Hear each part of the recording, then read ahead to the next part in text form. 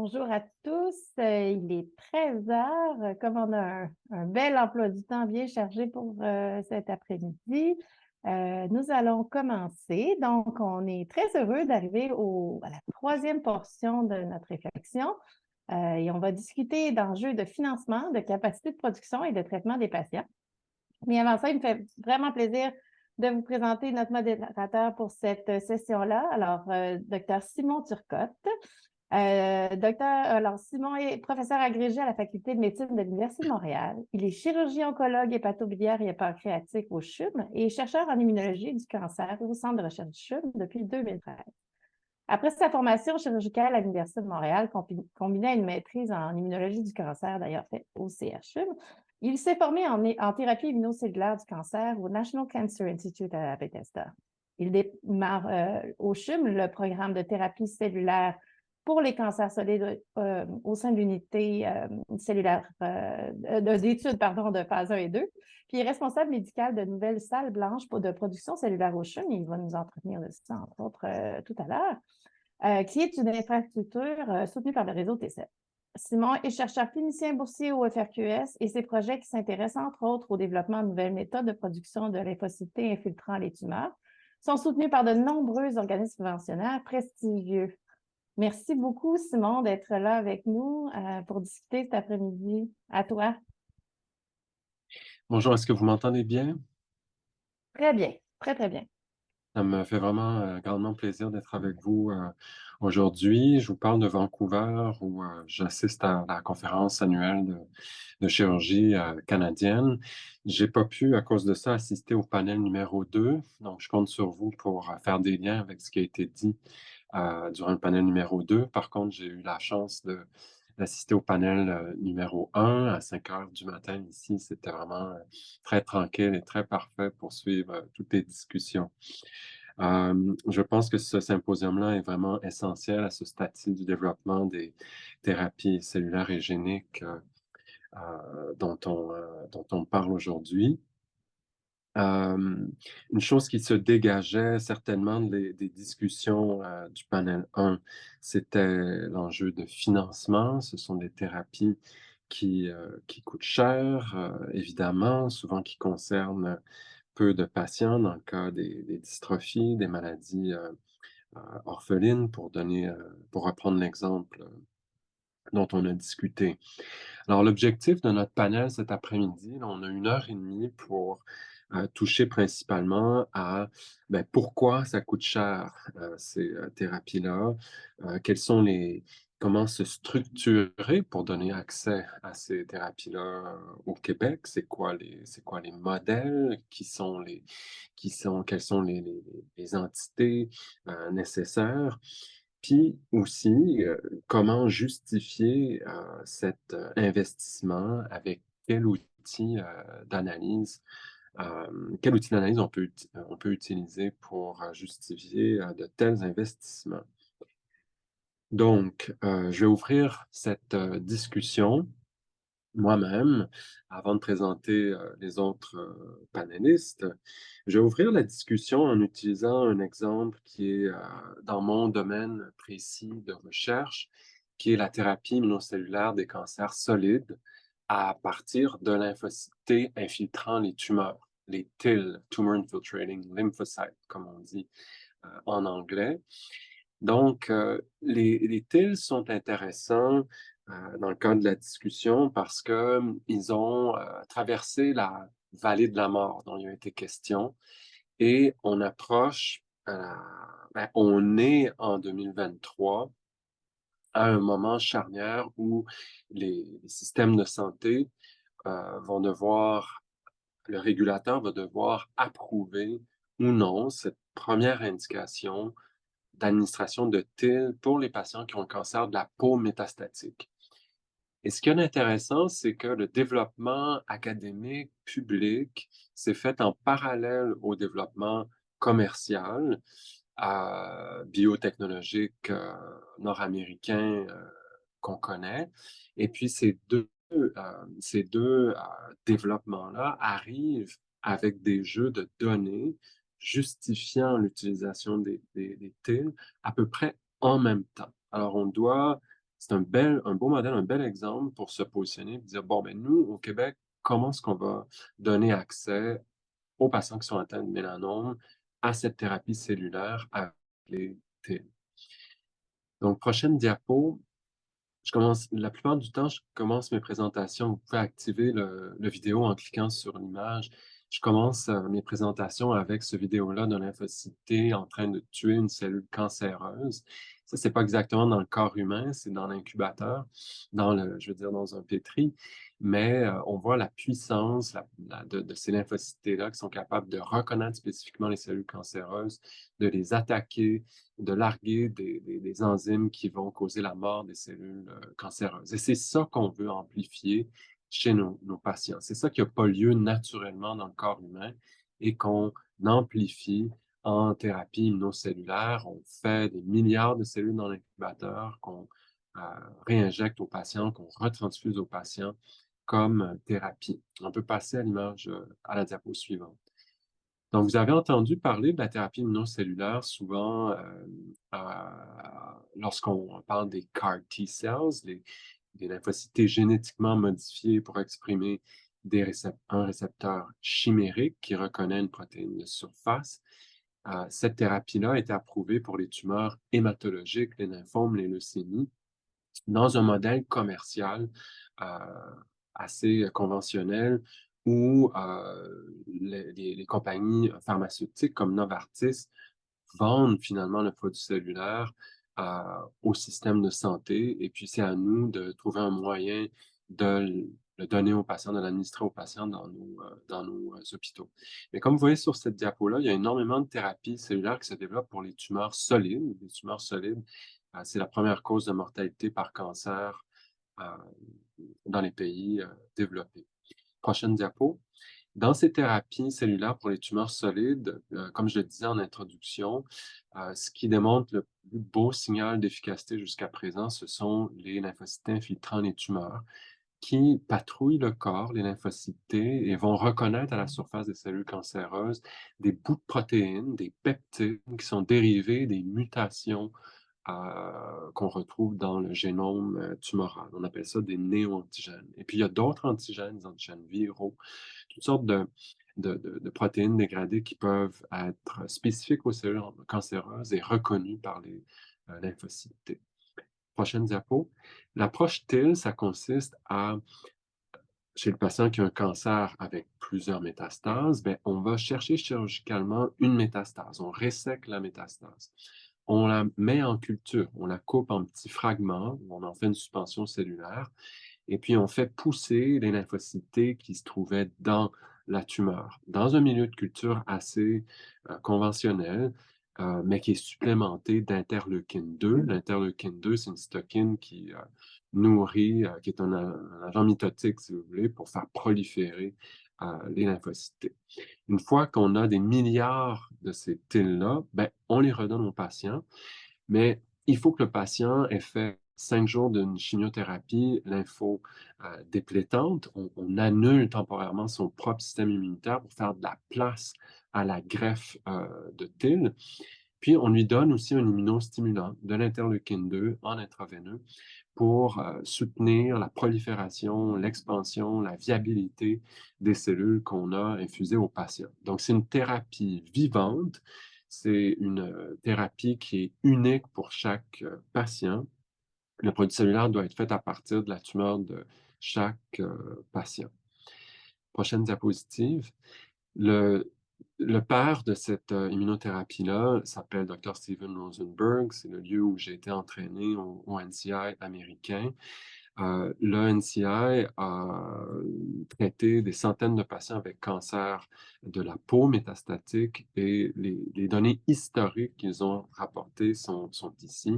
C'était des taux de réponse complète de 22%, donc à peu près une personne sur 5 a une réponse complète, disparition complète des cellules cancéreuses.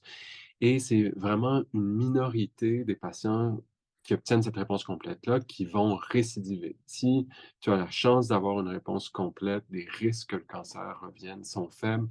La thérapie est allée tuer jusqu'à la dernière cellule cancéreuse. Prochaine diapo. Ça, c'est une diapositive pour juste montrer la puissance de cette thérapie-là quand il y a des réponses complètes. Vous voyez à gauche, avant le traitement, jour moins 25, un foie qui est rempli de métastases. Là, toutes les boules plus foncées, noires dans le foie, ce sont des cellules, des amas de cellules cancéreuses. Et vous voyez un mois, jour 34 après les TIL, puis 5 ans après les TIL, ben ces trous noirs-là sont complètement disparus. Il n'y a plus de cellules cancéreuses. Prochaine diapo. Donc, ça, c'était donc les données historiques, prospectives, un bras, euh, euh, avec des méthodes de production publiées dans la littérature du NCI. Basant sur ces données-là, il y a eu d'autres développements. Un développement public qui a été fait en Hollande et au Danemark, et un développement commercial qui a été fait par une biotech qui s'appelle Iovance Biotherapeutics. Les résultats des études menées en suivant ces deux approches-là ont été publiés. D'abord, je vais vous parler du développement public, des résultats obtenus par l'équipe de Hollande et du Danemark. Ces investigateurs-là ont convaincu leur gouvernement, leur fondation de financer une étude randomisée, contrôlée, en donnant des TIL à 84 patients avec mélanome métastatique et en comparant à un groupe contrôle de 84 patients recevant une immunothérapie euh, de deuxième ligne. Et ils ont donc réalisé cette étude-là, puis ils récapitulent les données du NCI en publiant dans le New England Journal of Medicine en 2022 un taux de réponse complète de 20%, un taux de réponse objective, donc des réponses significatives, chez 50% des patients, une personne sur deux. Et le processus de production des TIL, c'est essentiellement celui du NCI, publié, adapté à leur contexte de production, puis leur méthode de production qui suit les principes GMP. C'est dans un centre de production cellulaire qui est associé à la pharmacie du Netherlands Cancer Institute, le NKI. Et pour augmenter la production de ces cellules-là, il y a eu un transfert technologique à Sanquin, l'équivalent de EMA Québec. Et Sanquin s'est doté de salles de production cellulaire pour produire les TIL, pour réaliser cette étude randomisée contrôlée. Il y a eu transfert technologique vers le Danemark, à l'hôpital de Herlev, où dans un laboratoire donc hospitalier se fabriquaient aussi des TIL pour cette étude-là. Le gouvernement, suite à la publication de ces résultats-là, a donc approuvé l'utilisation des TIL dans l'indication de cancer de la peau métastatique réfractaire à la première ligne. Le deuxième développement qu'il y a eu, c'est celui d'Iovance Biotherapeutics. On peut passer à la prochaine diapo, ça va me permettre de mieux les comparer. Donc, le modèle académique, public que j'ai présenté, Danemark, se situe au centre de cette diapo-là. Je l'appelle innovation médicale parce que c'est très en lien avec ce qu'on a fait pour la greffe de moelle, pour la transplantation d'organes solides, où là, c'est au sein de l'hôpital qu'on développe des nouveaux traitements qui sont éventuellement adoptés. J'ai déjà dit que c'était une étude donc multicentrique, que l'API était essentiellement ouverte, que les salles blanches étaient dans le domaine public. Les coûts de production de ces TIL-là, une fois que l'infrastructure existe, étaient d'environ 80 000 $ canadiens, ou un peu moins de 60 000 euros. Il faut rajouter les coûts de chirurgie des patients, les coûts d'hospitalisation des patients, évidemment. Les patients doivent être hospitalisés pour recevoir les TIL. Un autre atout de ce que l'équipe de Hollande a fait, ça a été de designer l'étude randomisée contrôlée de concert avec l'équivalent de l'INES en Hollande pour mesurer, avoir un plan de mesure de valeur, de coût-efficacité qui allait répondre aux exigences de l'INES.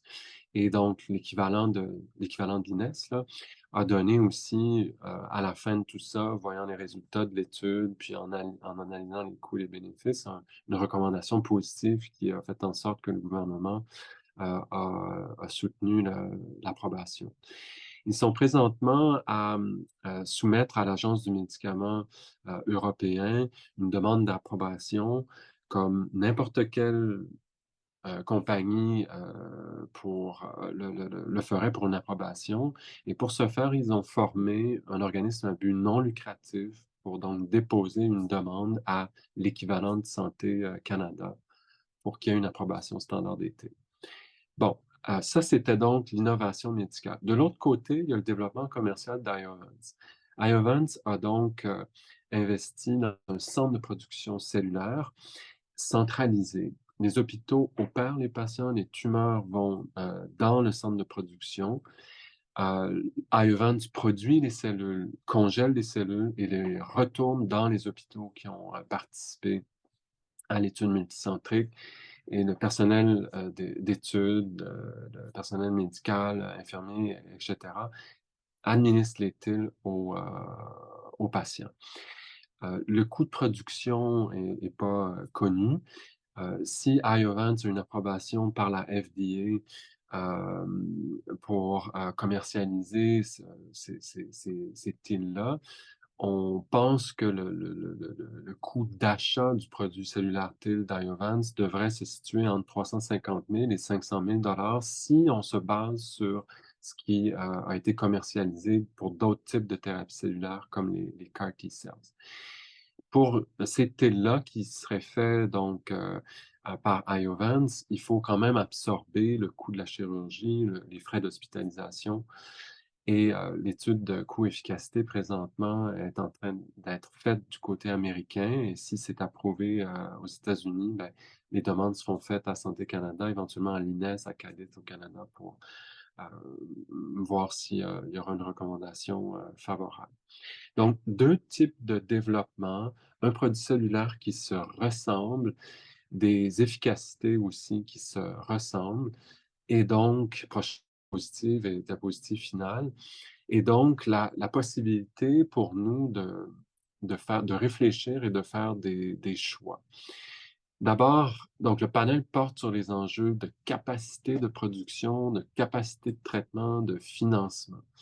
Alors, le traitement des patients, si on veut donner accès à la thérapie cellulaire, à la thérapie TIL en particulier, ben, il faut budgéter, il faut que dans nos budgets, on budgète les chirurgies qui sont nécessaires, les frais d'hospitalisation, ce qui est nécessaire pour maintenir le personnel à jour et probablement donc désigner les centres hospitaliers qui rendent cette thérapie, qui donnent accès à cette thérapie. Pour ce qui est de la production cellulaire, pour des nouveaux standards de soins, on peut décider, est-ce qu'on suit un modèle qui est plus un modèle d'innovation médicale à la hollandaise ou est-ce qu'on s'en tient à la production industrielle, commerciale, comme on le fait présentement pour les CAR T-cells, ou est-ce qu'il y a un avantage à faire les deux? Est-ce qu'on favorise l'implantation au Québec de centres de production cellulaire industrielle? Comme vous le savez, plein de subventions aux biotech. Ben, ça pourrait très bien être une biotech de production cellulaire qui serait subventionnée. Bref, des décisions à prendre sur le type de produit auquel on veut donner accès, puis où est-ce que la production peut se faire pour que les Québécois aient accès à ça. Puis finalement, le financement de cette nouvelle thérapie standard, si les évaluations coût-efficacité sont toujours favorables, ben, le financement de ça, c'est un choix de société, mais je pense que ça doit aussi être fait dans une vision à long terme, parce que là, on parle des CAR, on parle des TIL, qui sont les premières thérapies cellulaires approuvées, mais il y en a à peu près 20, 40 autres dans le collimateur. Donc, on ne peut pas juste se limiter à ce produit-là, cette indication-là. Je pense qu'on doit prendre ces décisions-là en considérant ce qui est à venir. Alors, voilà ce que je voulais vous présenter aujourd'hui comme vignette d'études cliniques d'un produit cellulaire auquel on voudrait donner accès au Québec aux personnes atteintes de mélanome, puis où je crois qu'il y a des choix cruciaux à faire. Je vais maintenant céder la parole à nos trois panélistes et ensuite on pourra ouvrir la discussion. Notre première panéliste est donc Madame Lisa Petropoulos. On est très content de vous avoir avec nous aujourd'hui. Lisa Petropoulos est chef de la direction du C3I, qui est devenu un CDMO canadien de premier plan spécialisé dans le développement de thérapies cellulaires et géniques. Louisa a fait ses preuves dans l'élaboration et la mise en œuvre de stratégies novatrices menant à la durabilité de l'entreprise et à la croissance à long terme, tout en maintenant sa compétitivité dans le cadre de la mission du C3I de soutenir et d'accélérer l'accès aux thérapies cellulaires et géniques innovantes. C3I a investi et fourni un soutien continu aux entreprises canadiennes de thérapie cellulaire. Donc, Louisa Petropoulos a évolué dans le domaine des biotechnologies de longue date, du capital de risque aussi. Et ça nous fait plaisir de vous avoir avec nous aujourd'hui, Madame Petropoulos. Merci beaucoup, Dr. Turcotte. C'est un plaisir d'être invité aujourd'hui. Et aussi, vous aurez le plaisir à m'attendre à faire une présentation en français. Donc, soyez un peu patiente avec moi. Donc, C3I est enfin spécialisé en développement et biofabrication de thérapies cellulaires et géniques. On est situé, l'usine est située à l'hôpital Maisonneuve-Rosemont. C'est une usine qui est vraiment intégrée idéalement dans l'environnement hospitalier qui nous donne l'accès aux connaissances de début. Et c'est de cela qu'on a donné naissance à C3I et qui est maintenant capable de développer toutes ces thérapies cellulaires.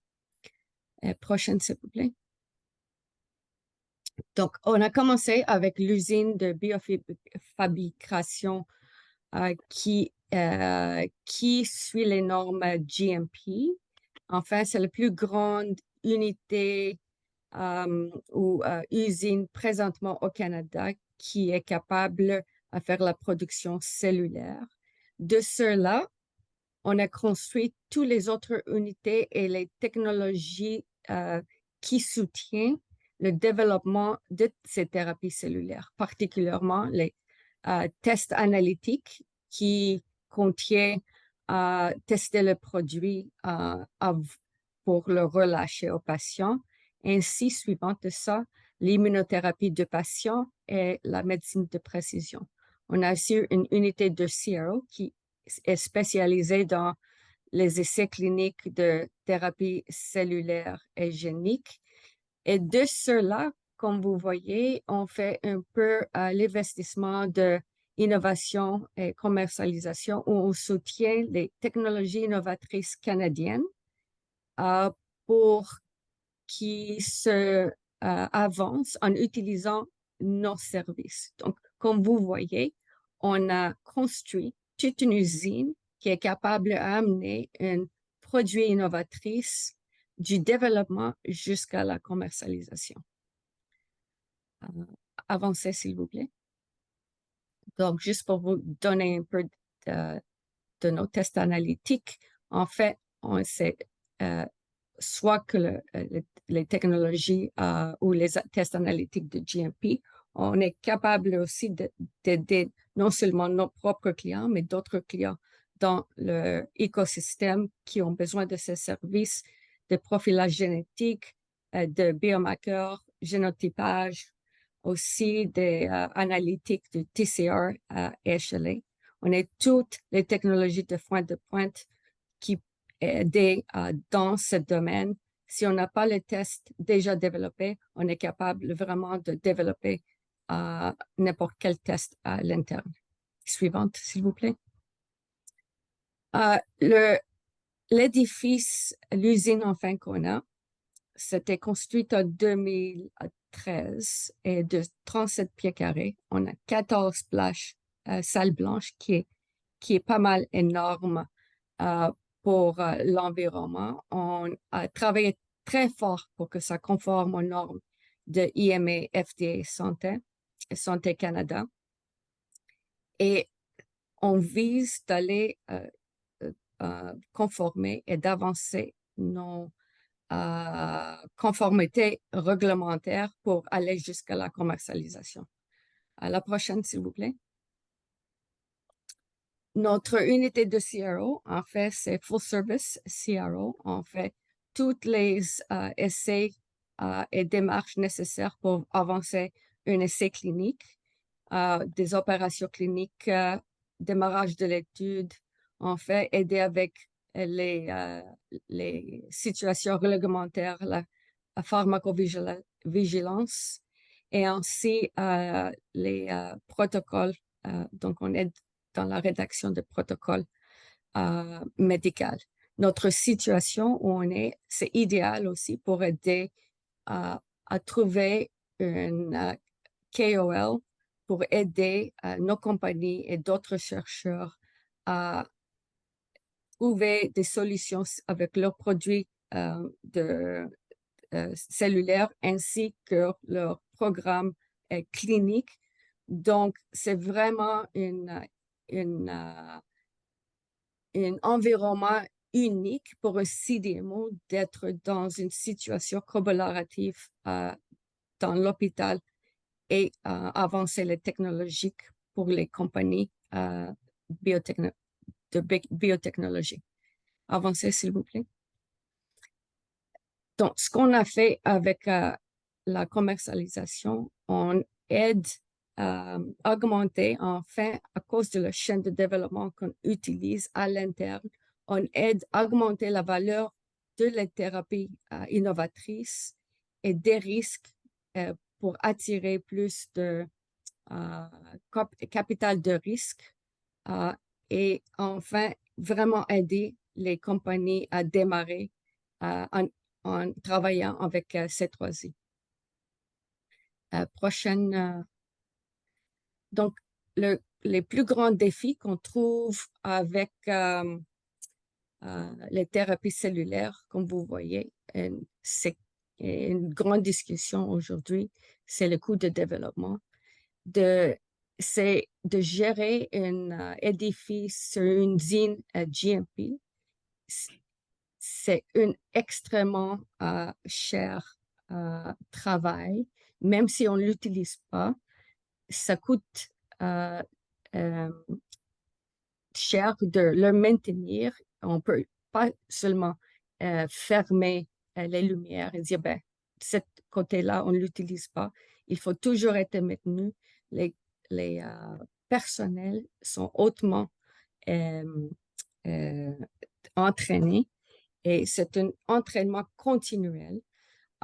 Et comme tout autre médicament, il faut passer tout ça à travers les processus de développement jusqu'à la commercialisation. Et comme d'autres produits, même s'ils sont cellulaires, ils continuent d'avoir une haute chance d'échec. La main-d'œuvre, on ne trouve pas facilement dans l'environnement. Donc, on trouve qu'il faut qu'on entraîne à l'interne. Donc, on a bâti une équipe à l'interne pour entraîner les personnes qu'on engage. Souvent, on engage des personnes avec des maîtrises ou de baccalauréat, mais ils ne viennent pas avec de technologie, d'expérience GMP. Donc, on a bâti une équipe pour faire tout ça à l'interne. Donc, ça continue d'avoir une formation qui est vraiment élevée.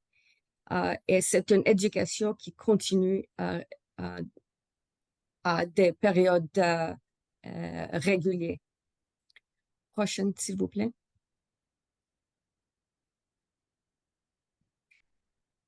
Avec toute technologie, on trouve que enfin, pour arriver à réduire les coûts, puisque en fabriquant ces technologies, on trouve qu'on commence à vraiment comprendre comment les fabriquer, comment les optimiser, mais ça continue d'être une situation où le plus que tu produises, le moins que ça coûte. Cette économie d'échelle qu'on parle parce que dès que tu maximises l'utilisation de tes salles blanches, l'utilisation de tes personnels, c'est ça, à ce point-là, que les points de critique commencent à se valoriser et diminuer les coûts de production. C'est toujours le downtime des personnes qui coûte cher et le manque d'utilisation de l'édifice au maximal. L'autre chose qui arrive, c'est que les matières des réagents et les matières que vous utilisez dans la production aussi commencent à baisser leur prix puisque en achetant en volume, encore il y a des rebates dans acheter ça en grande échelle. Suivante, s'il vous plaît. Donc, avec C3I, ce qu'on a trouvé que en faisant bâtir ce CDMO, et on a pris beaucoup de avec nos collaborations à l'externe, en fabriquant pour des compagnies canadiennes, on a trouvé que on a appris comment fabriquer, c'est quoi qui s'apprend à amener un produit de production jusqu'à phase 3. Et au retour, on était capable de maintenir ces compagnies au Canada. Nos plus grands succès jusqu'à date se trouvent avec, par exemple, avec Triumvira, où Triumvira était la première cortie canadienne qui était fabriquée par C3I, donc maintenue au Canada, et sa cible présentement HER2 et s'avance en phase 2. Donc, la compagnie toujours fabrique avec nous autres, on avance leur technologie. Eux, on a gardé le know-how au Canada avec leur laboratoire à Hamilton et nos productions à Montréal.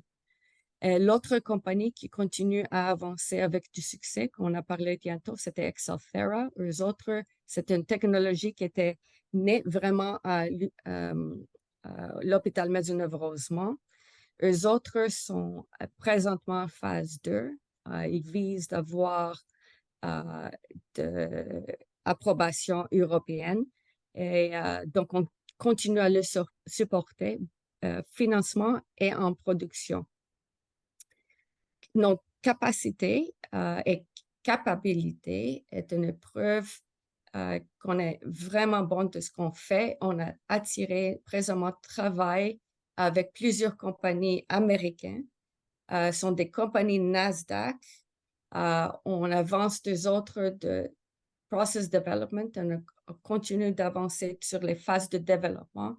Sur des compagnies en CAR-T, on utilise le CRISPR editing, on fait viral et non viral. Donc, on peut dire qu'on est les plus expérimentés au Canada dans le développement de cellules. On emploie 80 personnes et continue à augmenter cette nombre, puisque dès qu'on avance nos productions et avance des clients, ça demande de plus en plus, qui est bon pour notre écosystème aussi. Et jusqu'à date, on a produit plus de 250 productions. Donc, comme vous voyez, avec cette connaissance, et dans les 5 premières années en particulier, on a trouvé que on voit c'est quoi qui est nécessaire d'avancer des technologies. On voit c'est quoi qui ne marche pas, c'est quoi qui marche et comment optimiser. En faisant ce service aussi, on voit c'est quoi qui coûte vraiment de produire une technologie comme telle, ça donne l'opportunité d'être en meilleure position pour avoir des compagnies à continuer et vraiment devenir comme une biopharmaceutique ici au Québec et au Canada. On a eu cette discussion, ça faisait est-ce qu'on peut faire des MeToo? Est-ce qu'on peut faire des biosimilaires? Mais maintenant, on trouve qu'on est vraiment en une bonne situation que C3I peut devenir une compagnie comme ça. On a le back-end qui est développé et on trouve des technologies de notre écosystème et des technologies d'ailleurs et on l'amène comme une pharmaceutique jusqu'à la commercialisation. Prochaine, s'il vous plaît.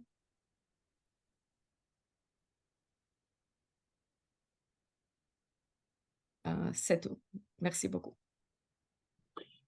Merci beaucoup, Mme Petropoulos. On va enchaîner avec... Est-ce que vous m'entendez bien? Je ne contrôle pas le son. Oui, on vous entend bien. Parfait. Je vais enchaîner avec donc la présentation de M.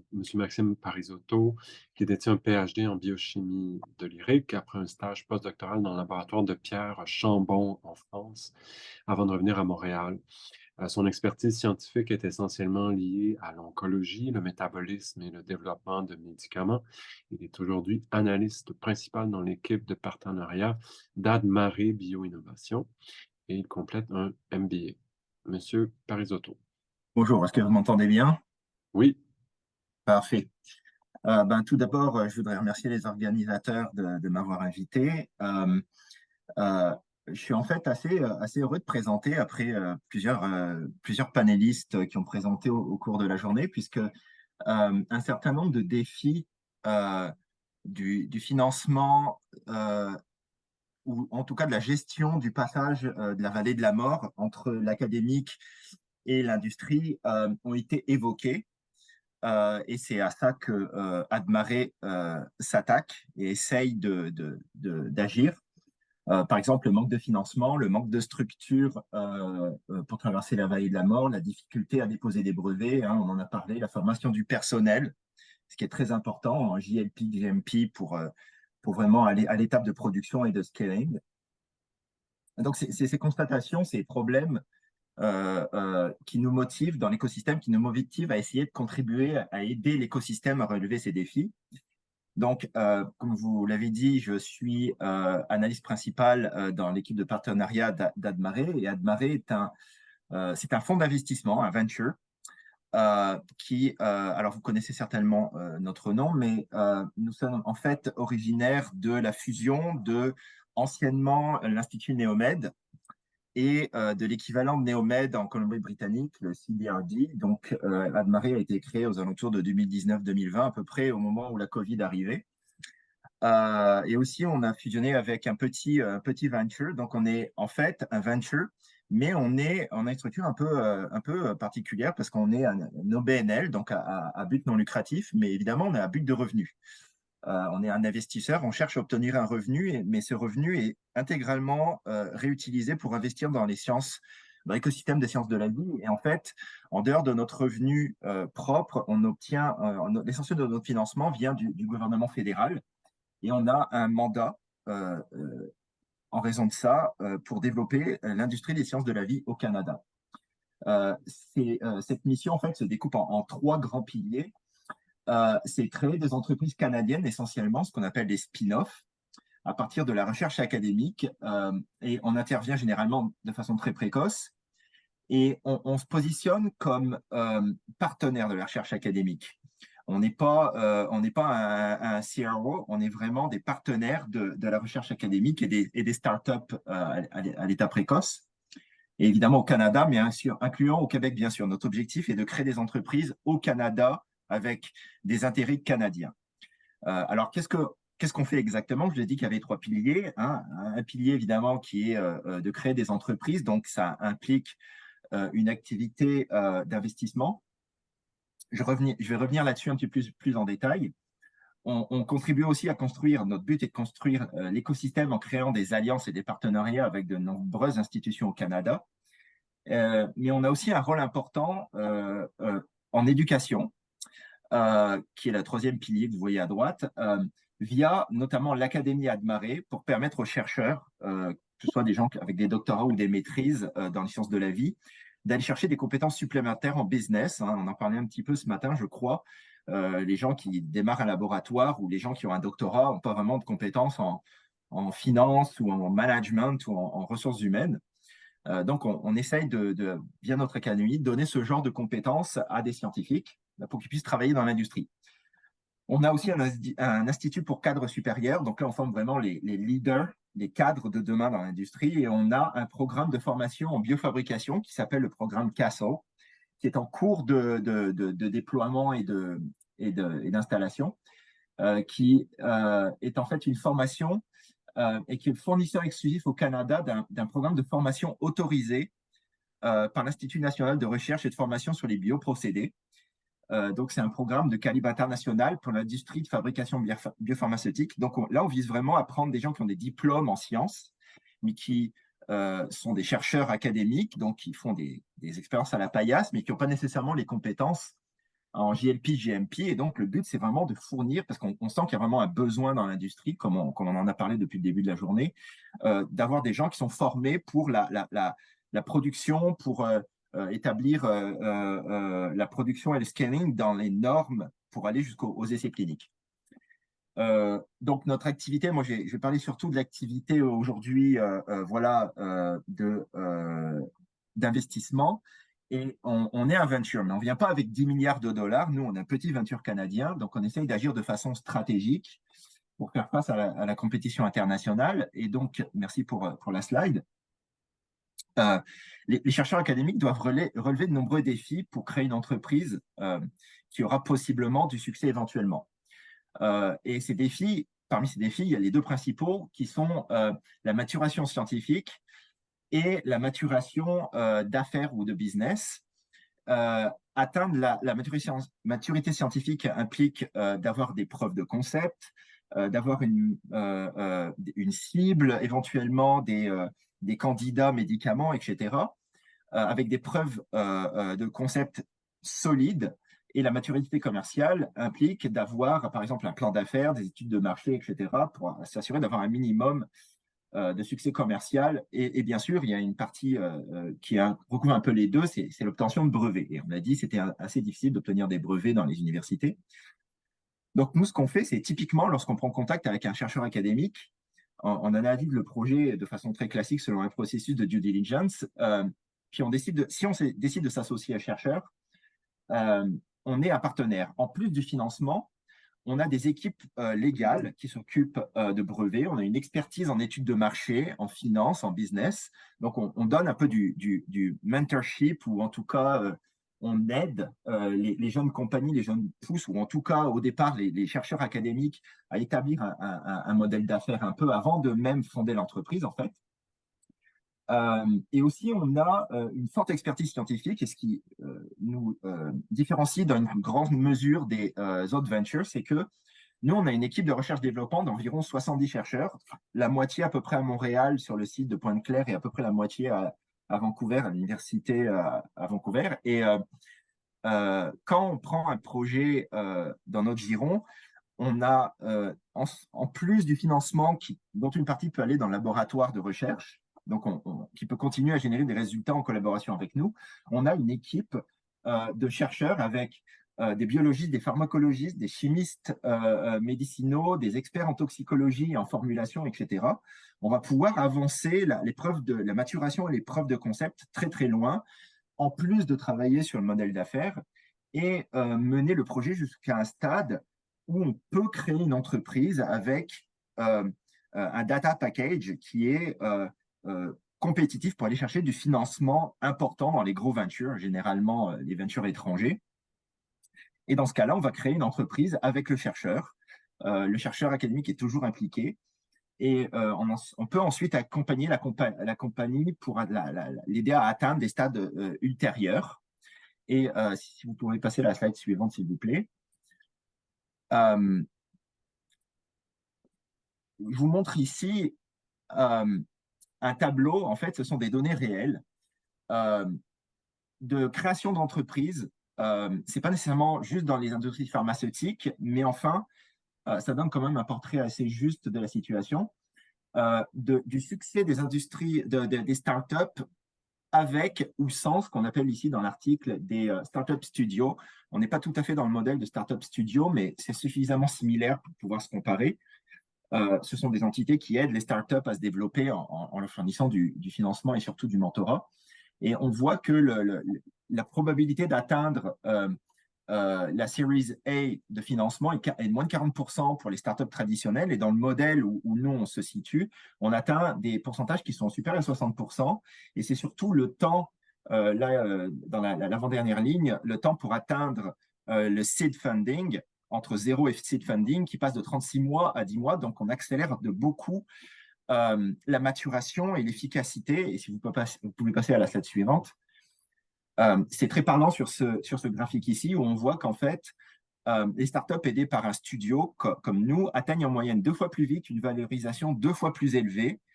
Et je pense qu'on peut travailler à faire mieux, et c'est ce qu'on essaye de faire chez Admaré, en étant conscient et attentif aux défis de l'industrie, en essayant d'y répondre le mieux possible. Et pour finir, si vous pouvez passer à la dernière slide, ceci est notre portfolio de compagnie. Donc, ça fait quelques années déjà qu'on travaille au Canada. Et donc, notre portfolio actuel est valorisé aux alentours de 4 milliards de dollars. Donc, on se situe vraiment comme on se positionne comme un partenaire pour aider l'industrie, pour aider les chercheurs académiques à aller vers la commercialisation et à aider le développement de nouvelles thérapeutiques et de nouveaux médicaments. Et je dois juste préciser qu'on a aussi un programme d'accélérateur et d'investissement direct qui s'intéresse à des compagnies qui existent déjà, alors que le programme qui est le programme de développement, recherche et développement, va s'intéresser plutôt aux laboratoires qui n'ont pas d'entreprise, qui ne sont pas encore incorporés, mais qui ont des projets qui sont éventuellement porteurs. Donc, on se situe vraiment comme des partenaires de l'industrie. Voici. Merci beaucoup, Monsieur Parisotto. Très clair. Donc, comme rôle d'accompagnement de start-up, notre prochain conférencier, Monsieur Jason Robert Guertin, qui est un pharmaco-économiste, professeur agrégé au département de médecine sociale et préventive de la faculté de médecine de l'Université Laval. Jason est chercheur boursier junior 2 du FRQS. En plus, il est directeur de l'axe pharmaco-économique du réseau québécois à Tessel. Donc, Jason est vraiment un expert dans les outils d'analyse pour évaluer la valeur des traitements. Et il semble qu'il y a des enjeux particuliers à la thérapie cellulaire qu'il faut aborder. Donc, à toi, Jason, la parole. Merci. Sinon, j'espère qu'on m'entend bien et que tout va bien. Super, merci. Donc, à la différence des autres panélistes aujourd'hui, je me suis vraiment donné comme effort d'avoir une présentation qui s'adaptait, qui rebondissait sur ce qu'on a entendu ce matin. Vous m'excuserez, par contre, le défaut de ça fait que je n'ai pas de diapositive plus spécifique, mais je vais quand même essayer d'être un petit peu provocateur comme Jacques l'était ce matin pour vous garder allumé, alerte et intéressé. Avant que je commence, par contre, juste étant donné le contexte, ce matin, Mme Caron a présenté le fonctionnement de certaines des évaluations de l'INES et du processus délibératif. Il faut que je sois transparent. Je suis expert économique sur au moins un comité délibératif depuis presque 10 ans maintenant.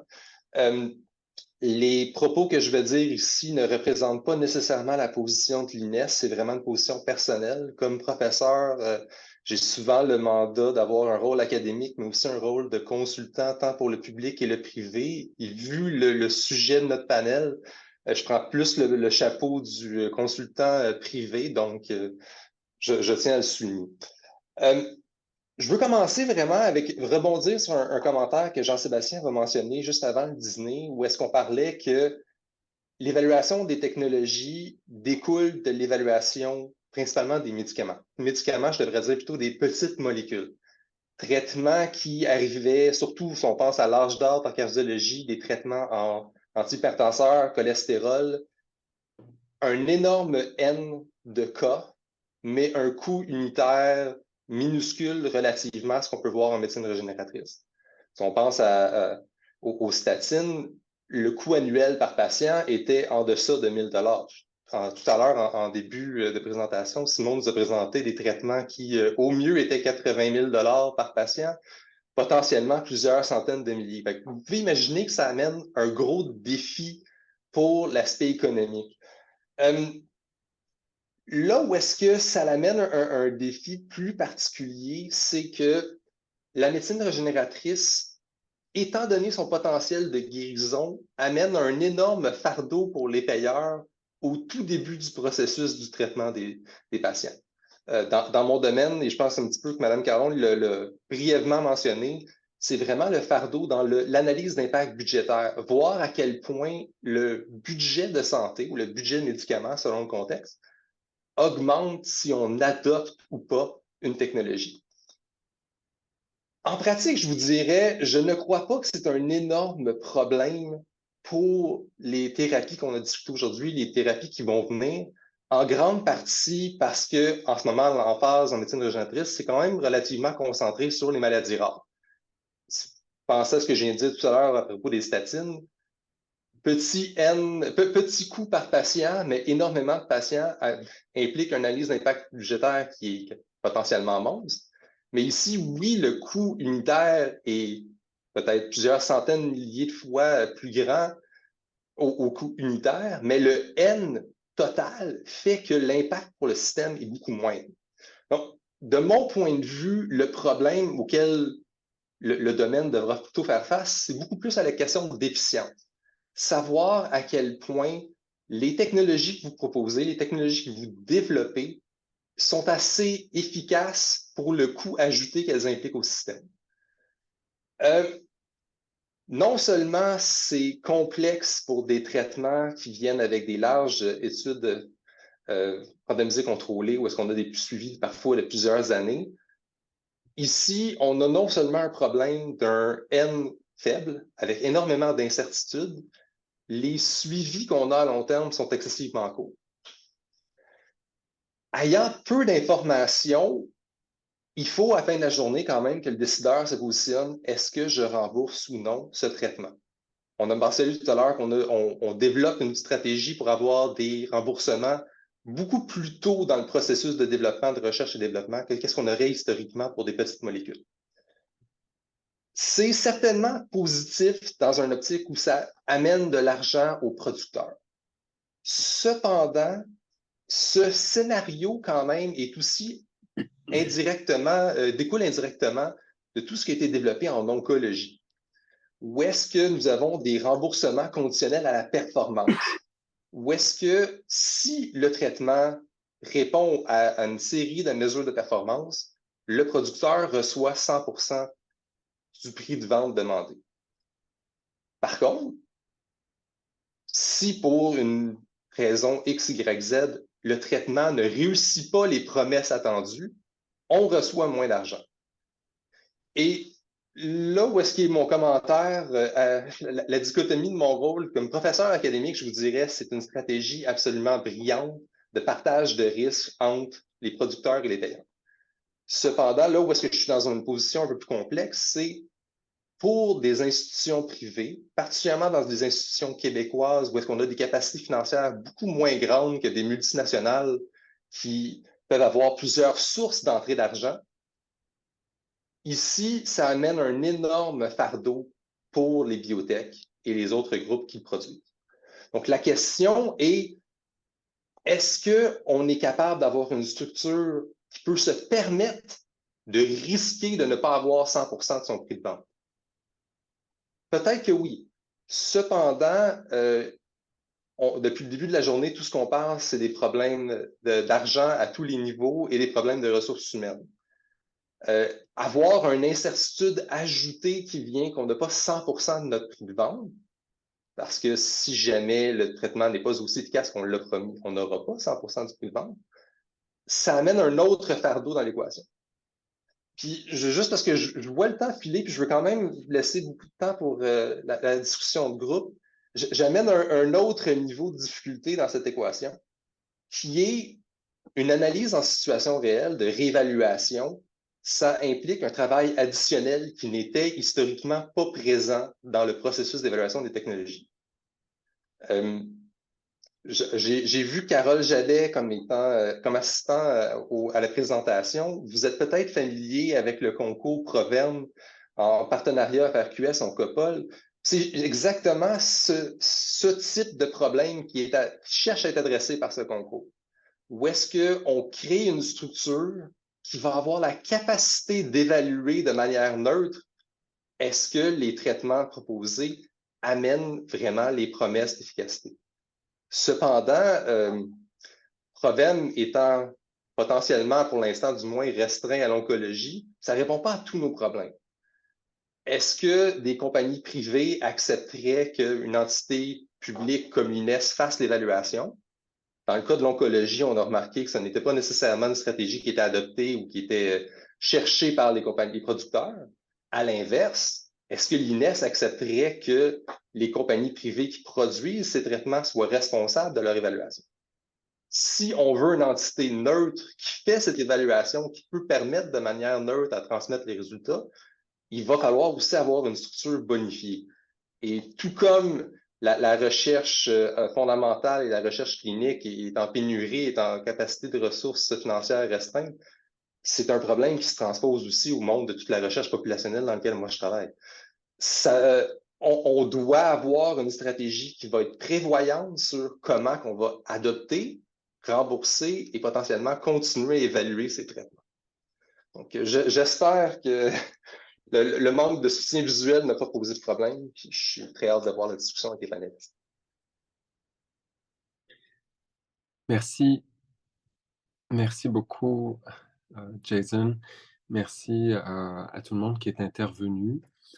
Je peux commencer par une question, à moins que les organisateurs me disent qu'il y a une question brûlante dans le système de questions-réponses.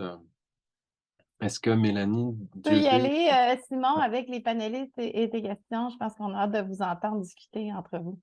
Parfait.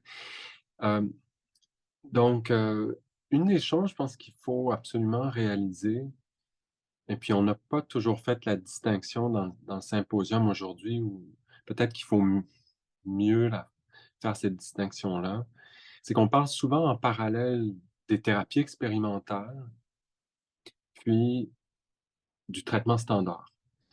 Moi, j'ai parlé, par exemple, de l'introduction des TIL dans le traitement standard des patients atteints de mélanome métastatique. Où est-ce qu'on fait les cellules? Est-ce qu'on s'en tient à ce qu'une biotech américaine produit? Mais beaucoup des discussions qu'on a eues parlaient de recherche et développement, de thérapie innovante. Alors, est-ce qu'il y a un consensus parmi les panélistes qu'on doit, si on veut faire de la thérapie cellulaire au Québec, si on veut donner accès à ces traitements-là, on doit travailler sur les deux fronts en parallèle? Le front recherche et développement, puis le front donner accès aux thérapies nouvellement approuvées.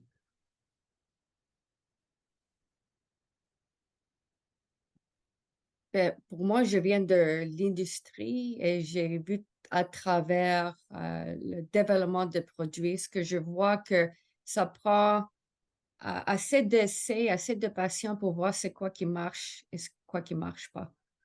Donc, de volet académique, c'est un peu plus risqué pour moi, au moins que c'est une thérapie qui est déjà validée de notre façon, peut-être de côté, comme vous avez présenté avec, c'était Danemark. Mais à part de ça, on voit que ça prend des essais cliniques comme d'autres, comme on a fait avec les petites molécules. C'est pas une exception ici pour voir c'est quoi qui marche versus ce qui marche pas.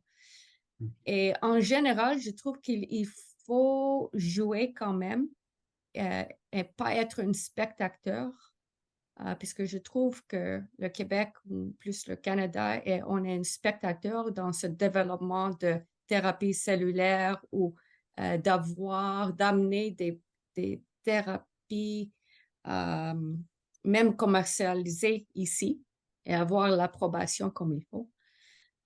Donc, comme il faut prendre, au moins le gouvernement prendre un processus actif pour investir sur l'infrastructure, pour supporter les infrastructures, pour qu'on peut amener plus de technologie ici, soit accès via les cliniques, parce que même ça, on n'a pas.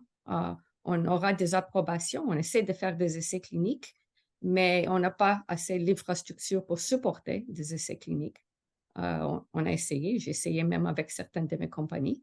Il y avait des lacunes dans les supports de ces cliniques, mais au moins aussi d'avoir les connaissances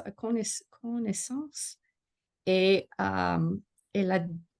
l'infrastructure pour que les technologies innovatrices s'établissent ici. Donc, on trouve comme on est comme un noyau maintenant qui commence à attirer d'autres à travers le C3I, à travers des autres supporters pour agrandir l'écosystème. On se compare souvent, je le dis ça souvent, avec Catapult, où le gouvernement a pris comme mission d'investir dans cette industrie. Et ils ont commencé avec la production. Et pourquoi la production? Parce que ça mène un service et accès aux médicaments à leurs patients, comme on a trouvé avec les vaccins. Le vaccin, le COVID nous a donné une grande leçon. Maintenant, on fait beaucoup d'usines de vaccins et ça ouvre au moins l'idée que oui, nous, on peut produire pour nous-mêmes, on sera indépendant. On comprend que pour un CMO, un centre de production cellulaire, à but non lucratif, mais à but de revenu. J'ai bien aimé la nuance que M. Parisotto a apportée. On comprend qu'un organisme à but non lucratif, ça doit aussi faire un revenu, et puis que la façon la plus sûre de faire un revenu, c'est de s'allier à des entreprises, à d'autres entreprises existantes, comme dans le cas de Triumvira, pour financer une production cellulaire, puis financer des études cliniques, puis espérer que ces études cliniques-là vont être ouvertes au Québec, si on veut donner accès aux Québécois à ces thérapies-là. Pour prendre l'exemple de Triumvira, on ouvre l'étude au CHUM cet automne, l'étude de CAR-T/HER2. On espère travailler avec eux pour ouvrir la deuxième étude. Donc, dans ce cas-ci, on pourra dire que les cellules ont été faites avec le know-how québécois, et puis il y a des patients québécois qui vont y avoir accès au CHUM. On comprend ce modèle-là. Si on fait un pas à côté, puis on se dit, parlons des biosimilaires. En thérapie cellulaire, c'est possible de faire des biosimilaires parce que c'est facile de contourner les brevets. Un processus de production cellulaire comme les TIL, par exemple, des processus qui ont été développés plus en mode open science ou des brevets sur des vecteurs rétroviraux bien spécifiques où l'on peut changer le vecteur, où on peut changer un certain nombre de choses. Il y a des possibilités de faire du biosimilaire sans attendre qu'un brevet soit échu, comme dans le cas du développement pharmacologique, où là, ce qui est breveté, c'est une séquence chimique. Et puis, bon, pas juste ça, mais c'est plus difficile de faire un biosimilaire, je crois, quand il est question du médicament, que lorsqu'il est question d'un produit cellulaire, d'un procédé.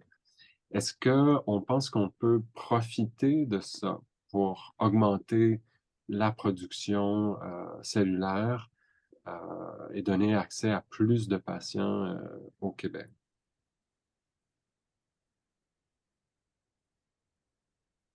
Peut-être que M. Parisotto a son opinion sur ça. On peut, oui, on peut essayer. C'est sûr que l'idée, c'était d'essayer de... Oui, je suis démuté. L'idée, c'est d'essayer de donner accès le plus possible aux patients à la thérapie.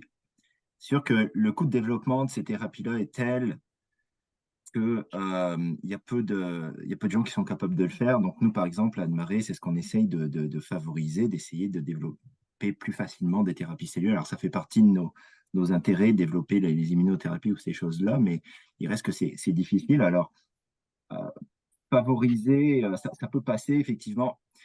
C'est un domaine qui est en ébullition, les thérapies cellulaires actuellement. Il y a énormément de brevets qui sont déposés, il y a énormément de nouveaux récepteurs de CAR ou n'importe quoi qui sont produits en permanence. Effectivement, on ne sait pas lequel va finir par prendre le marché si on veut, mais ça prend tellement de temps, puis les brevets partent tellement dans tous les sens qu'il est bien possible qu'à un moment donné, il n'y ait pas vraiment de brevets qui couvrent les thérapies qui sont les plus populaires ou les plus efficaces et que les centres de production ou les centres de recherche comme C3I, par exemple, puissent produire les cellules sans avoir vraiment besoin de brevets, sans qu'il y ait vraiment de compagnie derrière et que ce soit financé par le gouvernement et par définition, que ce soit moins cher qu'une entreprise qui, elle, va vouloir faire un revenu avec. Pas juste, enfin, en tout cas, un profit, pas juste un revenu.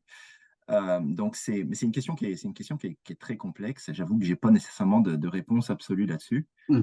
Mais on connaît le modèle, quand on a un produit cellulaire qui est brevetable et qui a un potentiel commercial, le modèle du start-up est assez facile à concevoir. Si on dit, ben, non, regardez, on va faire des CAR T-cells faites au Québec, on va faire des TIL pour le mélanome faites au Québec, ben là, il faut sortir des sentiers là-dessus.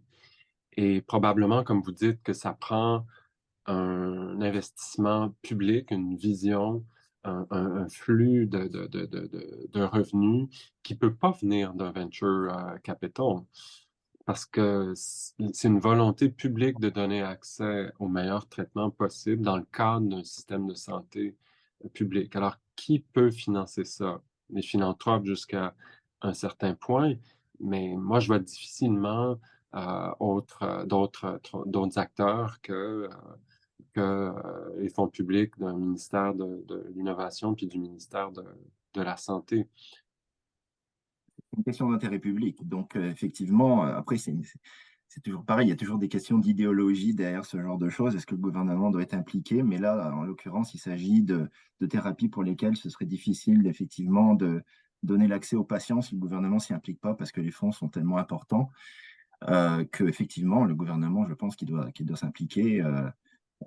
Puis oui, c'est une question. Si on paye aussi cher pour des thérapies cellulaires, je veux dire, la quantité d'argent que l'assurance maladie est capable de défrayer n'est pas infinie, donc il faut calculer.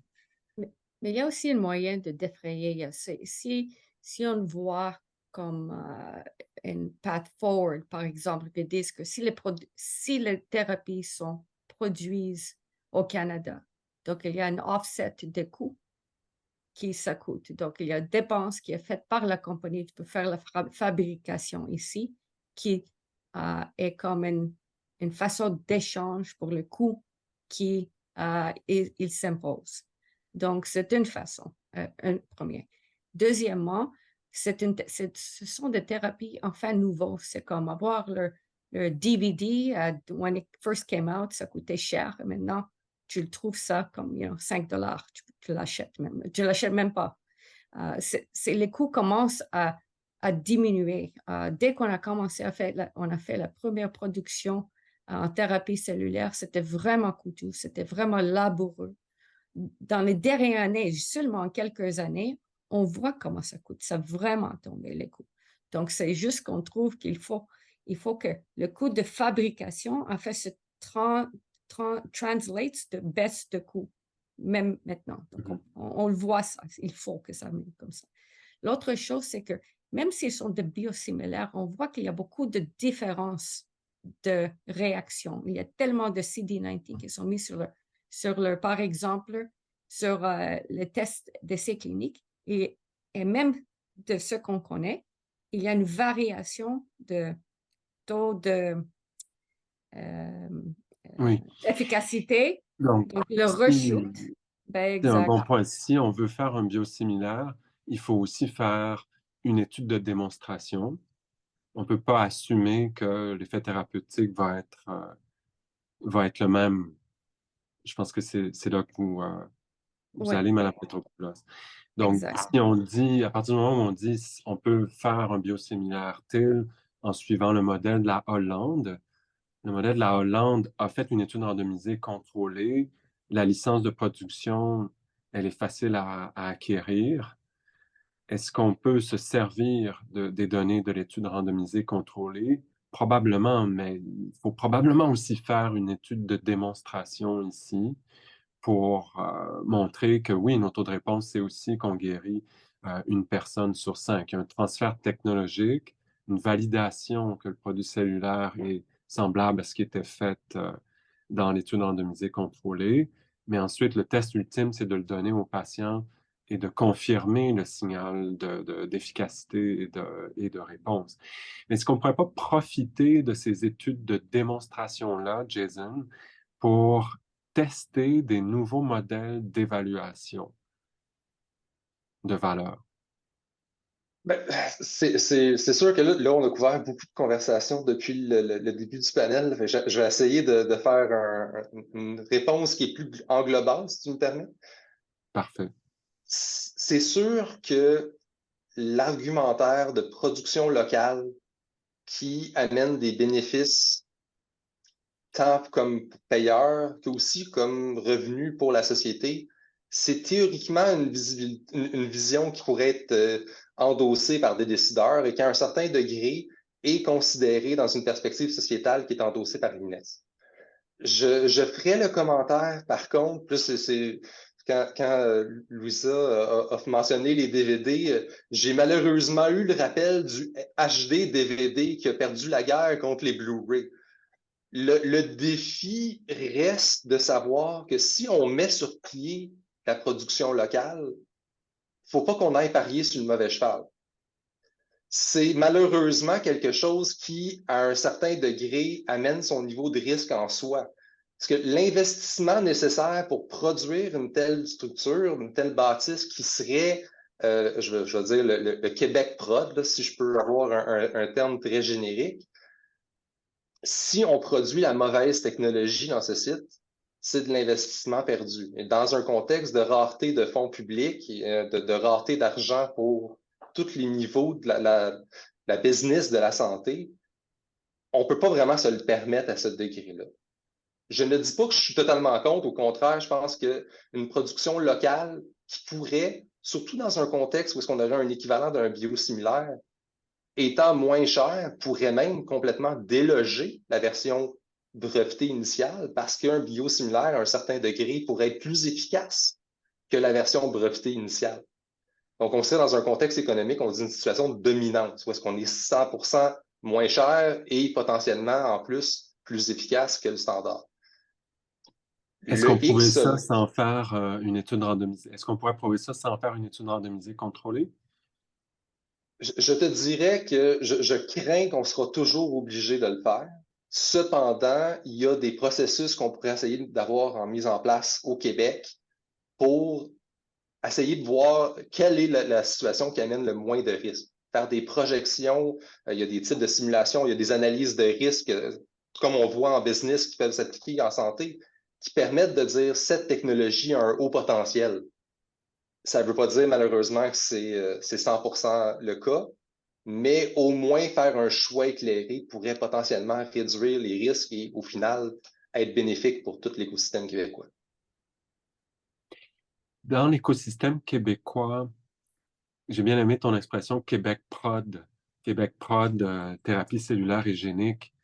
Est-ce qu'on a suffisamment de lieux de production cellulaire et génique et tissulaire, Louisa? Toi qui connais la capacité de production de ces infrastructures-là, est-ce que tu juges qu'il y en a peu, beaucoup ou quelque part entre les deux?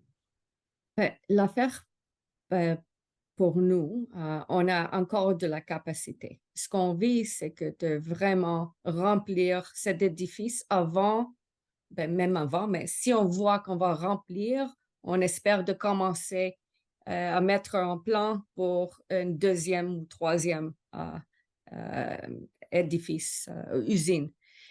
Puisque d'avoir quelque chose vide ou d'en avoir plusieurs, c'est difficile à optimiser les ressources. Le key d'avoir, comme je disais, de faire ça économiquement, c'est à l'échelle, à grande échelle. Utilisation maximale de l'efficie, l'utilisation maximale de vos ressources personnelles. Et c'est comme ça les prix diminuent pour le moment. On voit que l'automatisation, ça vient peu à peu, que ça aide beaucoup. Et on incorpore ça dans l'usine, mais même ces technologies-là sont chères. Tu les achètes, mais juste à le maintenir, ça coûte plusieurs... Ouais, on le voit. Donc, d'avoir des centres partout, éparpillés partout, ça aide pas pour le moment. Mais une approche, mais je repose ma question. On a des beaux exemples d'ingénierie tissulaire, génique. À Québec, il se fait beaucoup d'ingénierie tissulaire.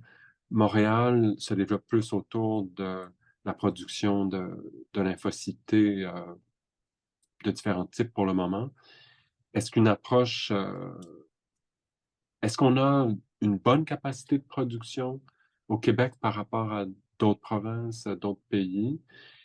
Où est-ce qu'on se situe là, en termes de capacité potentielle de production avec les infrastructures existantes?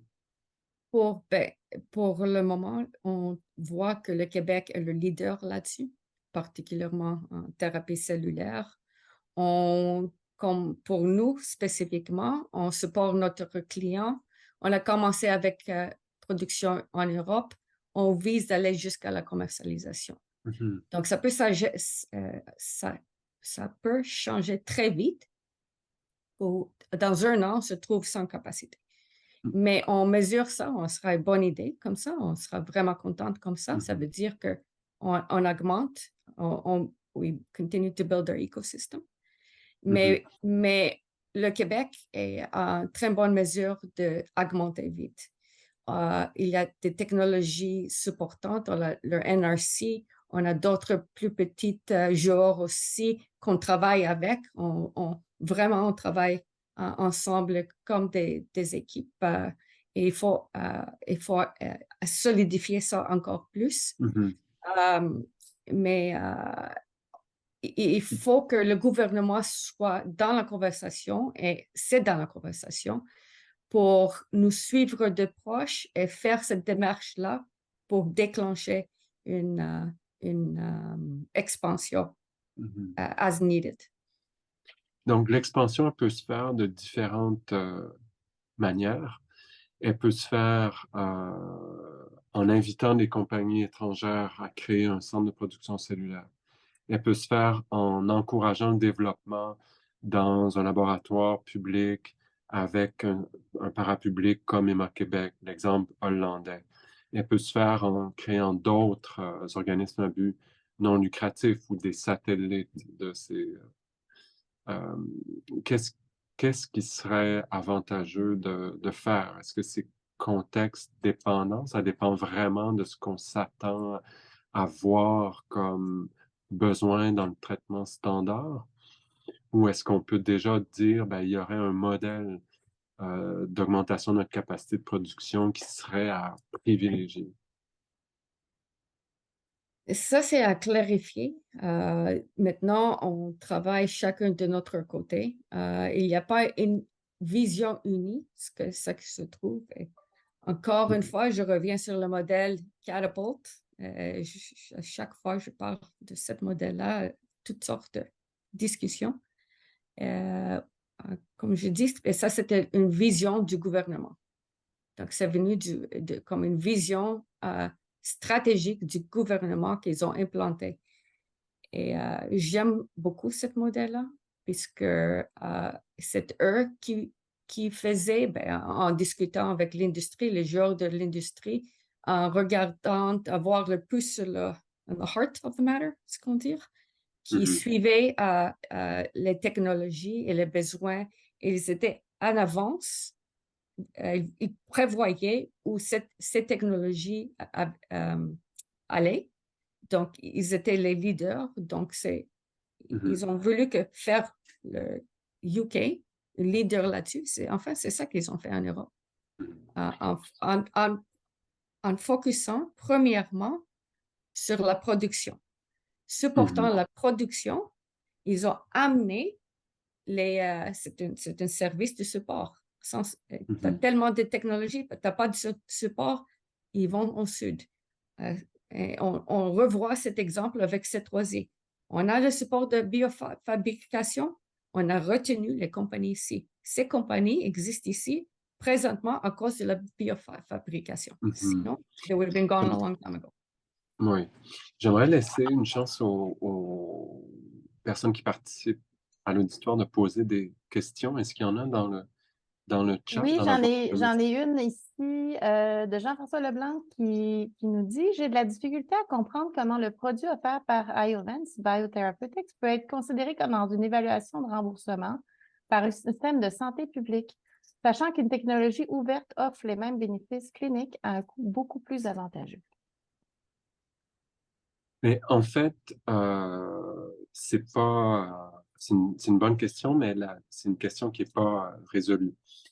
C'est-à-dire que ce traitement-là n'est pas encore approuvé. Je pense que ce qu'il faut comprendre, c'est que le modèle pharmaceutique de développement du médicament est utilisé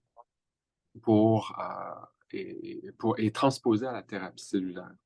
Donc, le produit TIL d'Iovance est présenté à Santé Canada, puis évalué par CADIF, puis par l'INES, comme un médicament avec un prix d'achat auquel doit être confronté l'efficacité du traitement. Puis ensuite, on doit décider, est-ce qu'on a les moyens de faire ça? Donc, ça, c'est le modèle nord-américain. C'est le modèle que les CAR T-Cells a aussi déployé, pas juste en Amérique du Nord, mais en Europe aussi. On peut être d'accord ou pas d'accord avec ce modèle-là. Il y a des pays nord-européens qui n'offrent pas les CAR T-Cells parce qu'ils ont jugé qu'il n'y avait pas les moyens dans leur système de santé de le faire à ce stade-ci, et qui attendent probablement une réduction des coûts qu'on anticipe, comme a dit Mme Petropoulos, pour l'offrir. Simon, peut-être parce que je ne veux pas te couper, mais je vois Mme Caron qui est avec nous de l'INES qui pourrait peut-être nous donner un petit peu une perspective là-dessus, comme on a eu la chance de la garder avec nous. Oui, attendre le développement de la preuve. On peut voir ça de différentes façons. Ce qu'il faut se rappeler, là, parce que c'est quand même très intéressant ce que vous avez parlé pendant l'entièreté du panel, le système public québécois va évaluer juste des médicaments qui sont homologués au Canada. Fait qu'effectivement, même pour les thérapies géniques, cellulaires, les CAR-T actuels, c'est fait selon le pathway d'un médicament à Santé Canada, et peu importe si ça serait BioAdvance ou un start-up du Netherlands, il devrait passer par le processus d'homologation pour ce qui puisse arriver ici. Ça m'a fait sourire là, parce qu'il manque certainement des gens du côté régulation, puis à quelqu'un du MEIE pour parler de votre capacité de développement puis du financement. Il faut se poser la question sur l'équité des citoyens parce que, bon, les biotechnos, c'est une chose super, mais tu sais, le pharma pour les petites molécules, le Québec a souhaité ça souvent, puis finalement, c'est jamais arrivé non plus. Fait qu'il y a des parallèles, puis il y a des différences à établir. Mais nous, quand on fait des recommandations, elles doivent être juste raisonnables et équitables au portrait de toute la société. Alors, tu sais, il y a beaucoup d'enjeux sur ces CAR-T-là qui ont souvent, ou les nouvelles thérapies ont des qualis, puis Dr. Guertin pourra en parler plus longuement. D'habitude, on dit 50 000 par année, c'est bon, puis là, on est à des millions. Fait comment aussi on paye ça ou est-ce que comme société, on peut recommander à notre ministre qu'on a la capacité d'avoir ça pour un faible nombre de personnes versus un grand nombre? Tantôt, il y a quelqu'un qui l'a mentionné, quand il va y avoir une thérapie de ce style-là qui va être à large échelle, va faire que nos arguments du début aussi soient exportables à ça. Fait qu'il y a beaucoup d'aspects que vous avez discutés qu'on pourrait passer, je pense, une journée entière à rebondir là-dessus. C'est fort intéressant. C'est l'avenir. Moi, je retiens ça, là. Mme Petropoulos le dit, puis vous aussi, Dr. Turcotte, vous êtes un précurseur.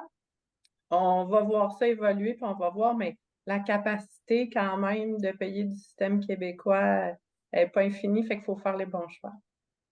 Est-ce que l'INES peut accompagner l'implémentation de la thérapie cellulaire au Québec avant l'homologation? Bien, il va falloir discuter de ça parce que le ministère de l'Économie, de l'Innovation et de l'Énergie vient d'envoyer des nouveaux fonds, notamment avec le ministère de la Santé via le Bureau de l'Innovation, pour justement mieux supporter les innovations émergentes de tout type. Est-ce qu'on peut se positionner plus en amont ou pas? C'est des réflexions qu'on a. Et on est aussi à intégrer l'innovation responsable dans notre cadre décisionnel. Donc, il y a beaucoup de choses qui vont se passer dans l'écosystème dans les prochains mois pour certainement tenir compte de plusieurs sujets qu'on a discutés aujourd'hui.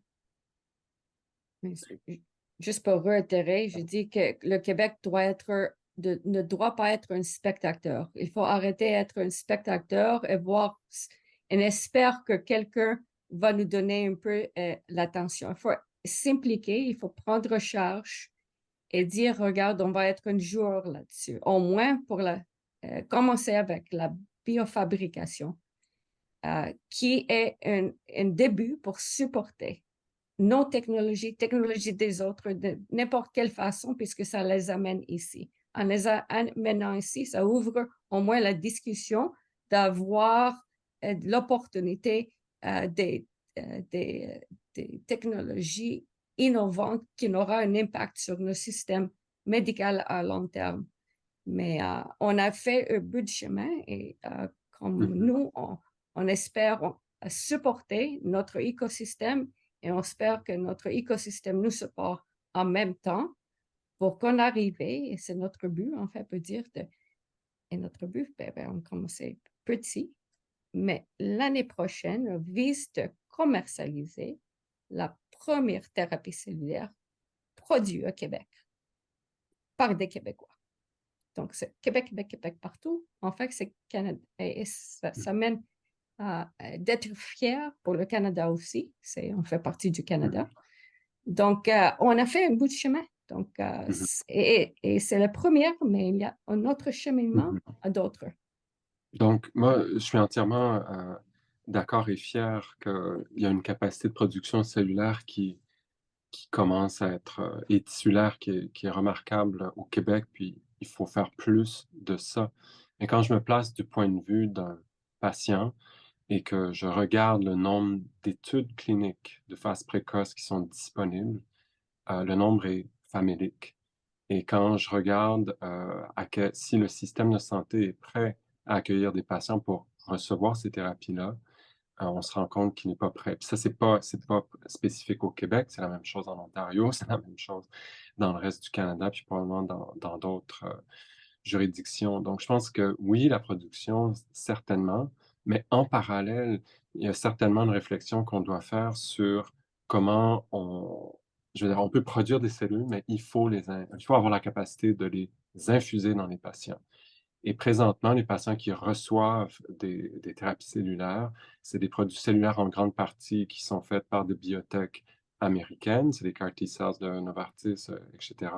Ce sera peut-être les TIL d'Iovance et nos capacités de production, notre capacité à produire des cellules qui vont être réinfusées dans les patients québécois et les très faible, puis notre capacité à donner accès à la thérapie cellulaire dans le cadre de nos hôpitaux, elle est non planifiée et elle est faible à ce stade-ci. Je pense que ce serait important de recenser les modèles qui sont mis en place. On n'est pas les seuls à réfléchir à ça. Jean-Sébastien Delisle l'a mentionné en ouverture. En Australie, en Nouvelle-Zélande, dans les pays européens, dans les systèmes publics, les systèmes bismarckiens, où le principe de base, c'est de donner accès au meilleur traitement possible, pas selon la capacité de payer, mais selon le besoin médical. Et probablement que si on dressait un tableau des différentes stratégies, on pourrait aussi ne pas être spectateur là-dedans, mais se positionner puis proposer une approche à nos décideurs. Simon, il y a des questions dans le chat ou dans les questions. Alors, il y en a une de Lucie Germain. Est-ce que le C3I aide les chercheurs ou il faut absolument une compagnie? Il faut dire qu'on essaie à travailler avec des chercheurs autant qu'on peut. Mais comment est-ce qu'on les supporte? On a des stratégies. Il faut penser que Exoterra était un projet à un moment donné. Il faut penser que TRIAVIR était un projet. On travaillait avec eux autres dans leur projet. Donc, on les a amenés jusqu'à ce stade-là. Il y a d'autres qu'on a supportés. On va continuer à supporter autant qu'on peut. Mais il faut dire que comment est-ce qu'on supporte? On prend l'argent qui nous reste des compagnies avec nos partenariats, des compagnies américaines, publiques, extérieures, commerciales, et on réinjecte autant qu'on peut dans d'autres projets. Donc oui, d'une question, oui, on supporte, mais on ne peut pas faire tout. Donc, tant qu'on devient plus en plus fort, on sera capable de faire de plus en plus de projets académiques. Donc, long answer, or short answer on this, c'est oui, on travaille avec des chercheurs. Merci. Simon, on est à peu près au temps de la fin du panel, mais je vous laisse faire le dernier mot là, et peut-être un tour de table si vous voulez. Oui, moi j'inviterais tout le monde à peut-être dire en quelques mots qu'est-ce que... En fait, voilà ce qu'on va faire. On va dire chacun ce qu'on pense qu'il devrait être fait pour financer la thérapie tissulaire cellulaire au Québec.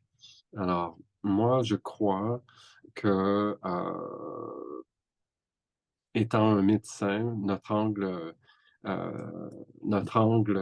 d'action principal devrait être par la sensibilisation des patients.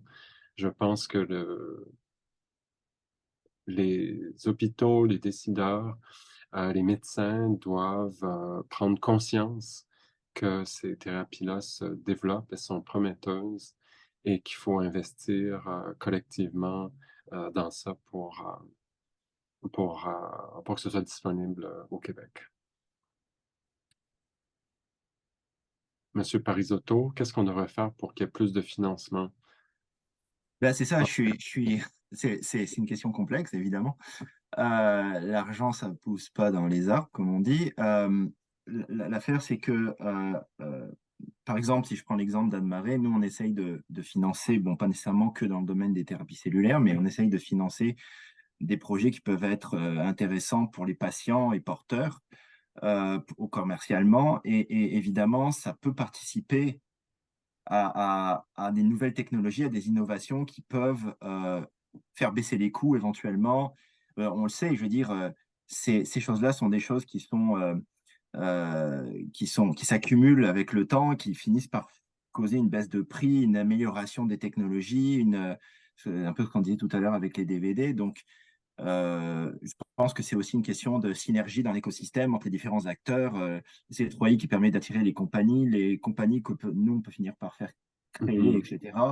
Et à un moment donné, Donc, il y a une critique. Continuer la recherche et développement pour convaincre.